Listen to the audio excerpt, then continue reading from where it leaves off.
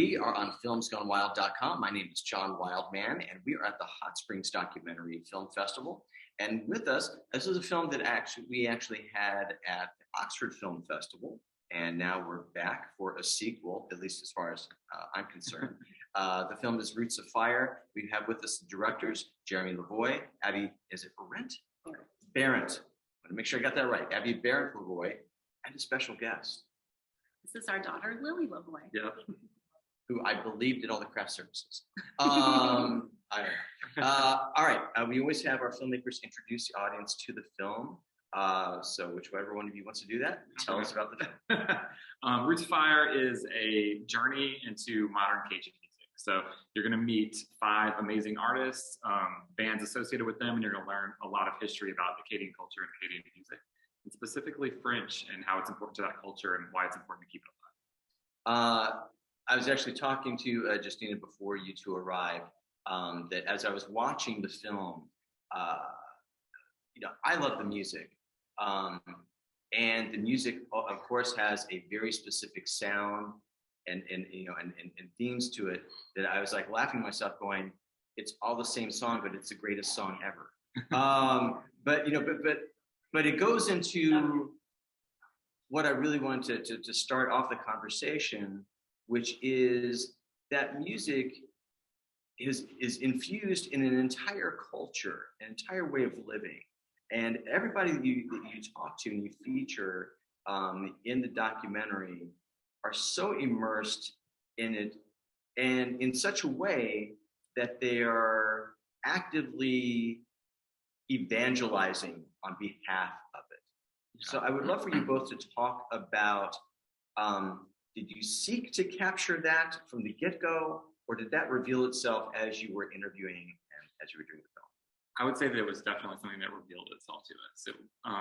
We became interested purely through the dancing. It was like, wow, there's kids dancing to this music. This is interesting. And through that sort of hook for us, as we got to know the artist, it became very clear that it was much deeper, had a lot more meaning to them. And that's a really good question too, because it is, I think there's different levels of like evangelizing. Like Jordan, who kind of opens the film with his speech, is like the most passionate about like really kind of making the people in that community like feel and live their culture.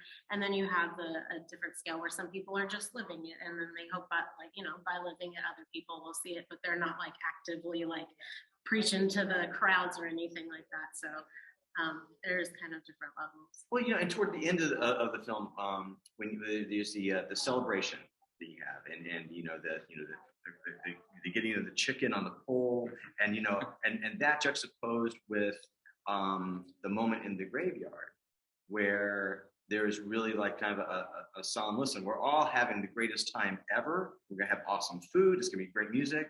But let's take a moment, and I think. I think that's one of the successes of the film for me, is that you two were able to balance that. So it wasn't just all the literal shiny bright things for us that that don't know anything about it, but it's also painting a fuller picture. And I would love for you two to talk about that, because that's often what you're shaping in the editing process. You get 200 hours of footage that you've got to shape into an hour-and-a-half film, or an hour and 23 minutes in this case. And what you allow us to see, and when you go, no, even though we love that footage, it doesn't tell the story that we're trying to tell. Yeah. I'd love for you both to talk about that. Well, we have almost 40 terabytes of footage. So we definitely have a lot of extra stuff that we did not include. We always talk about how we could make it into a TV series. We have so much footage. Yeah. And the part about blending the highs and the lows, it kind of fits the Acadian culture and the story about the Cajun people. Yeah. There was some really terrible stuff that happens, and we get into that history. And the people persevered through adapting and changing, and partying and having good food, and like surrounding each other with love. And so it was kind of just living in the moments with these people, and like really feeling that you're there with them. And I feel like you should talk about that a little bit in terms of like filmmaking aspect of like being in with the people? Yeah, so I mean, I think that we took as much as we could a documentary and verite approach. So, you know, in the film, you're going to see a lot of live music performances, and obviously there's formal interviews that sort of drive the narrative. But we tried to, at every chance that we could, to embed and just be there with the artists at their parties, at their Mardi Gras gathering, like anywhere that there was going to be one or more of them, and they would allow us to be there and just film. We did that, you know, and so it was a lot about finding a thread that, you know, there's so many moments that we like that we had to cut out of the film because it wasn't adding anything, and but leaving in enough of that to feel like you're actually experiencing what it's like to live in that region and be in this musical community without having them just telling you about it. But as far as like the darker part of it, I think that the Acadian cultural history and how they got to Louisiana and what happened to them after that, there's these very dark moments that this community holds on to as part of not like a pride, but it's just they keep that story alive themselves, and that fuels them and why they feel that it's important to keep certain aspects of their culture going to this day. And I think that each generation wrestles with which ones are the ones that we should be pushing forward, you know, and which ones are the ones that we need to let go, and how that sort of influences the music and who's enjoying it. It leads into the next thing I wanted to talk to you too about, because when this is one of those cases where you are going to a very specific community, and you know, and as much as they evangelize and want everybody to join in and love, it's still an insular community.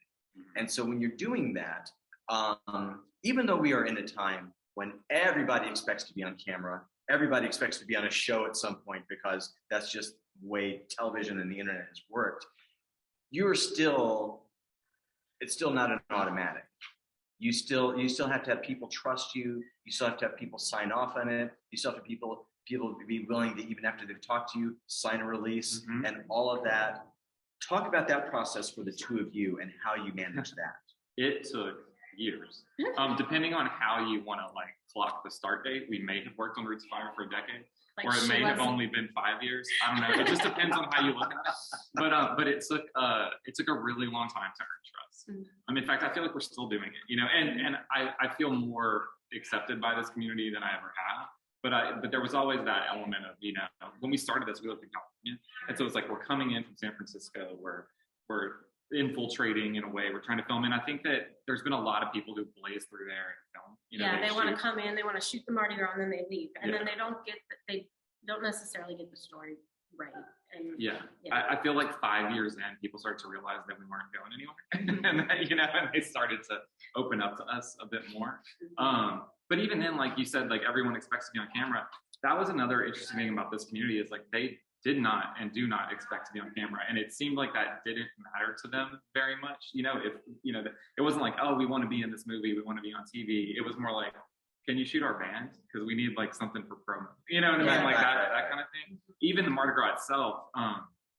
Joel, who kind of heads that Mardi Gras, told us, he's like, you can come. He's like, y'all should come to the Mardi Gras. You come shoot it. He's like, but if you don't show up in costume, they're not going to let you. And he was like, I'm not going to let you, but the Mardi Gras are not going to let you. He's like, we have turned around TV crews from like cable channels. That's interesting. Yeah, like they didn't Discovery, show up in costume. like all these things that came up. They weren't in costume, we turned them away. Yeah, and he's like, they couldn't go. He's like, so if you come, he's like, you'd be in costume. He's like, that's so wild. We were in like full out costume with our cameras, like Oh my God, that is the best. I love it. Yeah, and I had Wilson tell me at one point during the day, because he like, they knew who we were because we had our cameras. And he was like, the only reason that you're not going in that ditch right now is because you're holding that camera. they would have messed up. This is a question I always ask documentarians. And it is, you know, when you're making a documentary, you go in oftentimes having an idea of the film you're making. Oftentimes you have like a full outline, and you're just finding footage interviews to put in and plug in for the story that you think you want to tell. And yet, either during an interview, something somebody says, or in the editing process, when you edit a couple things together, oftentimes there's a moment where you go, oh, this is the movie. I thought it was the same, but no, this is the movie right here.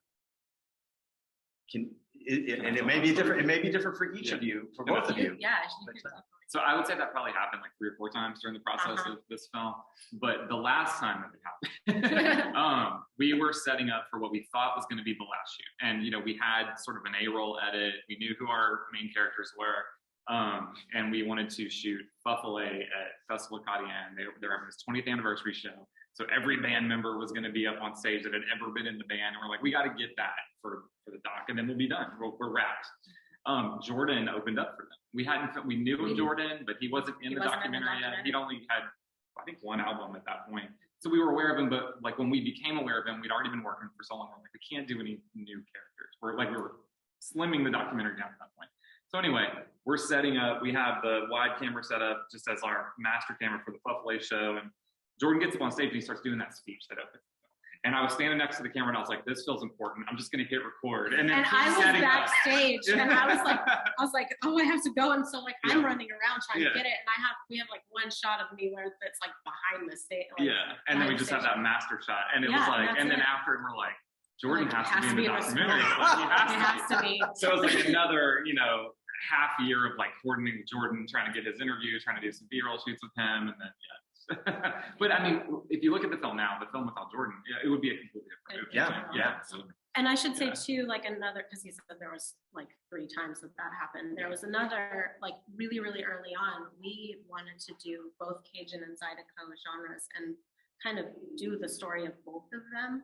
And we tried. We actually shot with a handful of Zydeco artists, and we were putting this film together, and we're like, this Zydeco story is really big and large, and it just felt like we were trying to smush too big of a story together. And so what we decided to do, because we had access to a lot of the Cajun stories, and we actually had more that we could finish that story. So we made that one, and now our goal is to make Roots of Fire 2, the Zydeco story, and give the proper amount of time to the Zydeco story, give it a whole feature. And so that's the plan, is to do that. So. Oh, very cool. Well, I'm gonna look forward to that. I want the box set. I want the Roots of Fire box set. Again, we've been talking to Team Lavoi here, Abby and Jeremy, and their agent, about Roots of Fire at the Hot Springs Documentary Film Festival. It's been great talking about the movie. Thank you. Thanks for having us. Appreciate it.